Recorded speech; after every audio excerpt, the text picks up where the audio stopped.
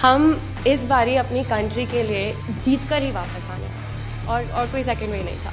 तो ये मिजाज होता है तभी तो विजय मिलता है। आपका जो विजन है कि इंडिया नंबर 1 होना चाहिए, आई थिंक ये बदलाव आ रहा है। हमारे देश के नौजवानों के पास सामर्थ्य है। तो जन्मदिन पे क्या करोगी? 28 को है ना? तो क्या करोगी? बस मजे करूंगी। बस ये कहाँ है? हाँ, पीछे खड़ा है। ना टाइम, आपका वैल्यूएबल टाइम निकाला हमसे मिलने के लिए। मेरा वैल्यू आप ही है।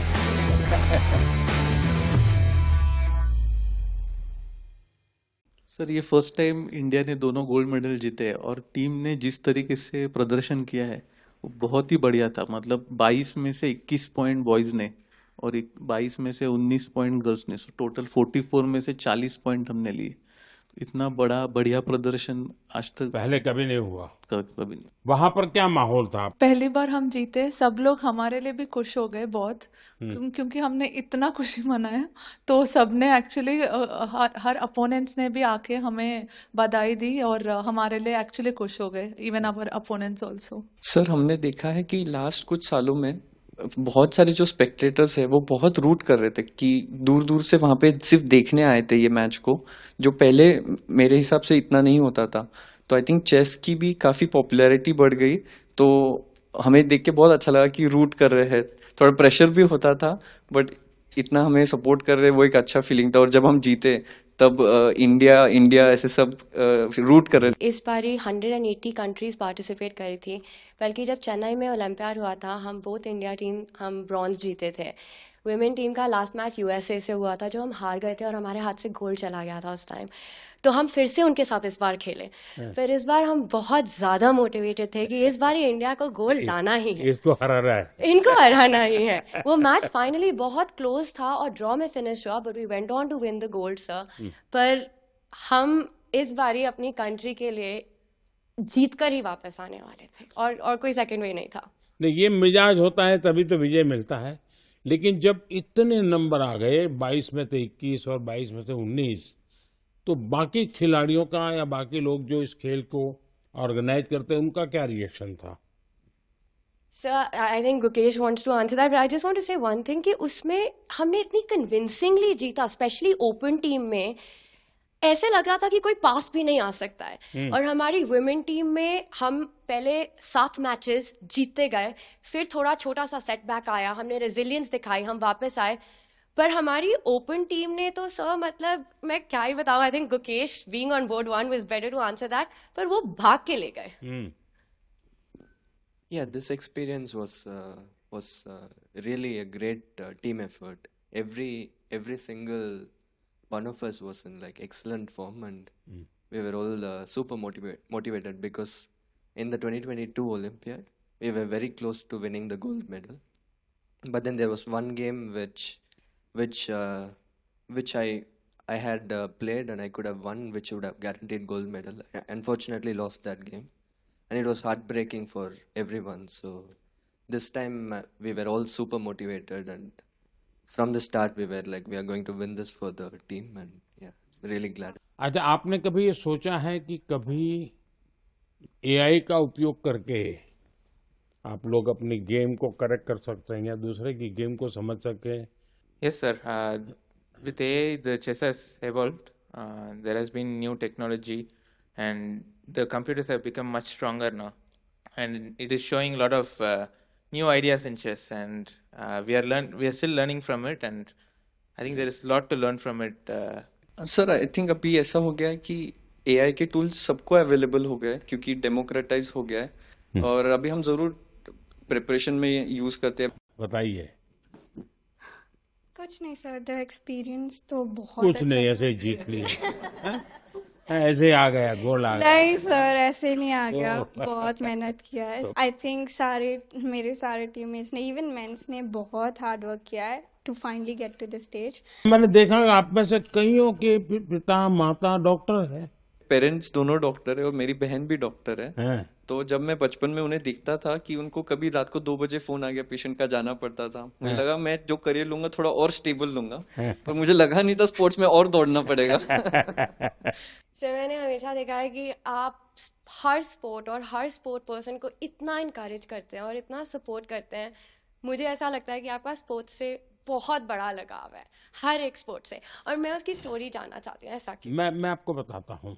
मैं ये इतना समझता हूँ कि कोई देश विकसित बनता है तो सिर्फ खजाने से नहीं बनता है कि उसके पास कितने पैसे हैं, कितने उद्योग हैं, जीडीपी कितना, इतने से नहीं बनता है। हर फील्ड में वो दुनिया में महारत होनी चाहिए। अगर फिल्म इंडस्ट्री है तो मैक्सिमम ऑस्कार हमारे यहाँ कैसे आते हैं, अगर साइंटिस्ट हैं या और किसी फील्ड में तो मैक्सिमम नोबेल हमारे पास कैसे आते हैं, वैसे ही खेल में भी मैक्सिमम गोल्ड हमारे बच्चे कैसे लाएं। ये जब होता है इतने सारे वर्टिकल, तब देश महान बनता है। मैं जब गुजरात में था तब भी मैं एक खेल महाकुंभ चलाता था, लाखों बच्चे खेलते थे। उसमें तो मैं बड़ी आयु के लोगों को भी खेलने के लिए प्रेरित करता था, तो उसमें से अच्छे बच्चे आगे आने लग गए। मेरा ये विश्वास है कि हमारे देश के नौजवानों के पास सामर्थ्य है।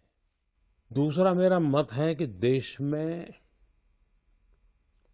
समाज जीवन का जो अच्छा वातावरण बनाना है, तो स्पोर्ट्समैन स्पिरिट जिसको कहते हैं, वो सिर्फ स्पोर्ट्स के खिलाड़ियों के लिए नहीं है, वो कल्चर होना चाहिए, समाज जीवन में कल्चर होना चाहिए। हर रोज इतने बड़े बड़े डिसीजंस लेते हैं, तो आप क्या एडवाइस करेंगे हमारे लिए कि ये प्रेशर सिचुएशंस कैसे टैकल कर सकते हैं? देखिए, कोई भी खेल क्यों ना हो, कोई भी एक्टिविटी क्यों ना हो, फिजिकल फिटनेस बहुत मैटर करती है जी। में से बहुत लोग होंगे जो फिजिकल फिटनेस के लिए आपकी ट्रेनिंग होती होगी, आपके लिए खान पान के लिए बताया जाता होगा, भाई ये चीज़ें खाइए, ये चीज़ें खेलने से पहले इतना खाइए, मत खाइए, सब बताया जाता होगा आपको। मैं समझता हूँ कि अगर हम इन चीज़ों की आदत अगर डेवलप करते हैं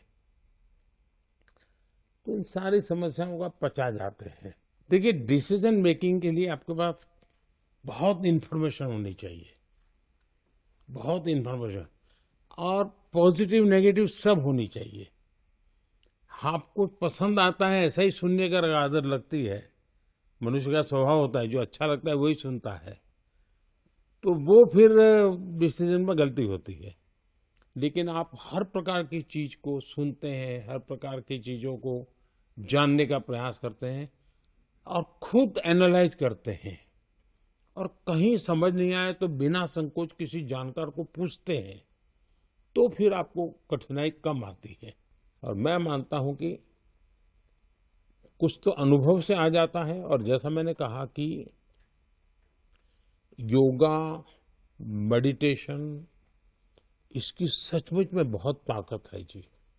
सर, हम अभी 2 हफ्ते खेले तो अभी पूरा थक गए, पर आप सालों साल दिन भर इतना काम करते, इतने मतलब ब्रेक भी नहीं लेते, तब केवी रीते what's the secret sir for your energy? आप इतना जानते हो, and then also you are open to learning and open to the world, और आप हमेशा हर स्पोर्ट पर्सन को आई थिंक इतने जोश से भर देते हो टू परफॉर्म। और मैं आपसे पूछना चाहती हूँ कि अगर आप हम सबको एक एडवाइस देना चाहो, आप जहाँ चेस को देखना, शतरंज को देखना चाहते हो। देखिए, ऐसा है, जीवन में कभी संतोष मत मांगिए, सेटिस्फेक्शन नहीं होना चाहिए किसी चीज का, वरना फिर नींद आना शुरू हो जाता है। तभी आप आलस 3 आ घंटा जाता है। सोते हैं सर। हाँ। आप सिर्फ 3 घंटा सोते हैं। हमारे भीतर एक भूख रहनी चाहिए, भाव, कुछ नया करने की, कुछ ज्यादा करने की। हम लोग सभी टूर्नामेंट तभी जीते थे, और हम लोग बस में से आ रहे थे और आपका स्पीच हम लोग लाइव देख रहे थे, और आपने वहां पे अनाउंस कर दिया वर्ल्ड में कि भारत ने ये ऐतिहासिक 2 गोल्ड मेडल जीते, और हम सब लोग उस टाइम साथ में बस थे। हमें इतनी खुशी हुई सबको कि आपने ये आपके स्पीच में अनाउंस कर दिया पूरे दुनिया के सामने। मैं 98 में मैंने फर्स्ट ओलंपियाड खेला, और उस टाइम पे गैरी कास्परोव, कार्पोव, ये सब लोग खेलते थे और हम लोग उनका साइन लेने के लिए दौड़ते थे, ऑटोग्राफ। इंडिया का तब रैंकिंग बहुत नीचे था और इस टाइम पे जब मैं कोच बन के गया था और मैं देखता था कि गुकेश आ रहा है, प्रज्ञानंद आ रहा है, अर्जुन आ रहा है, दिव्या आ रही है, हरिका आ रही है और लोग उनका साइन लेने के लिए अब दौड़ रहे हैं। तो ये जो बदलाव और ये जो कॉन्फिडेंस नए फील्ड में आया है नए बच्चों में, आई थिंक वो आपका जो विजन है कि इंडिया नंबर 1 होना चाहिए, आई थिंक ये बदलाव आ रहा है। Sir thank you so much. आपने इतने शॉर्ट नोटिस में, आप यूएस में थे और आपने इतना टाइम, आपका वैल्यूएबल टाइम निकाला हमसे मिलने के लिए। हम बहुत अभी मोटिवेट हो गए। मेरा वैल्यू आप ही है।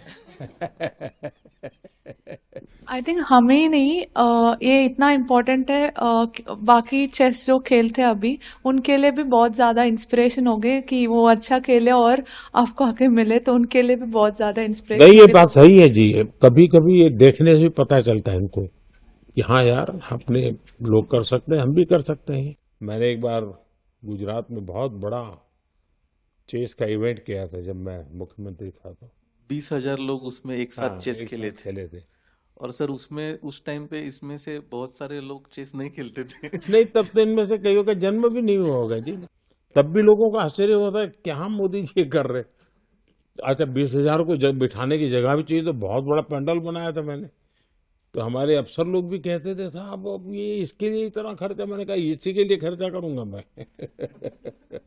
सर आपने जब इतना मुझे एनकरेज किया ये, वाह। तो मैं इतना खुश हो गई थी कि मैंने कहा अब तो मुझे पूरी जान लगा देनी है चेस में और मुझे अब तो इंडिया के लिए हर समय मेडल जीतना है। वाह। और मुझे मतलब मैं तब बहुत ज्यादा ही खुश थी। और फिर तब आपने एक तो उसी में थी तुम। हाँ, हाँ। और ये तब आपने साइमल ऑर्गेनाइज किया था और बहुत सारी लड़कियां खेल रही थी तब। वाह।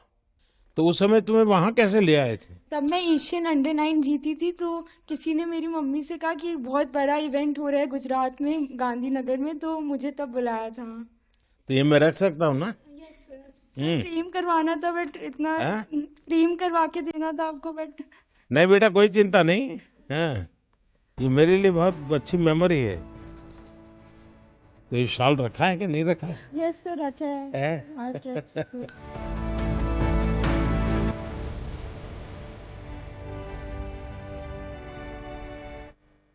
चलिए, मुझे बहुत अच्छा लगा। आप लोगों को मेरी बहुत बहुत शुभकामनाएं हैं। आप खूब प्रगति करिए।